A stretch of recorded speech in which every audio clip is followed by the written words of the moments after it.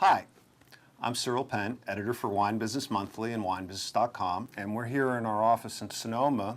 My guest is Danny Brager. Danny is the Vice President and Group Client Director for Beverage Alcohol at the Nielsen Company. Danny follows the wine market, knows a lot about consumer behavior, and I have some questions for him. Welcome, Danny. Thank you. Good to be here, Cyril. So, Danny, what kinds of wines are really grabbing consumers' interests right now? What's really growing? Let's talk about the top 10 varietals first, because it's a lot harder to generate growth on a much larger base than when we go down to some of the smaller varietals, where it's a little bit easier just because of the numbers to generate double-digit growth rates. So amongst the top 10, and again, this represents a change from what we saw a couple years ago, but the fastest growing wine are Rieslings, up about 7.5%, with Pinot Noir and Sauvignon Blanc be the ones, the next closest followers, about 2 points behind. But that would be in the last year or so? In the last 13 weeks. So again, good period of time to look at. Riesling, I wouldn't have said that a year ago. It wouldn't have been the fastest growing, so it's definitely moved up. So I would point out kind of those three as being the ones standing head and shoulders above the rest.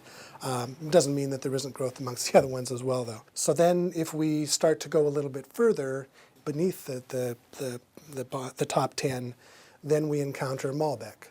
Malbec a couple of years ago was less than a half a share point of table wine. Now it's reached a full share point. When you get to a full share point, we're starting to get a pretty significant base of volume behind the varietal. And that continues to grow even into the last 13 weeks with growth in excess of 50%. Obviously hugely strong. The other one, which has come from, again, a really small share level to almost a share point, are Moscatos. Again, almost a share point now, and that is growing at even stronger than Malbec's, about 66%. Again, huge growth. Then we can go down a little bit into some smaller ones, not quite as dynamic growth, but Petit Syrah and Tempranillo, both growing in the mid-teens. And in these days, who wouldn't take growth in the mid-teens? So lots of varietals that are doing extremely well. And I think it's interesting for those smaller ones. We kind of hear, and I think it's true to some extent, that consumers are these days are less willing to try and experiment with new things.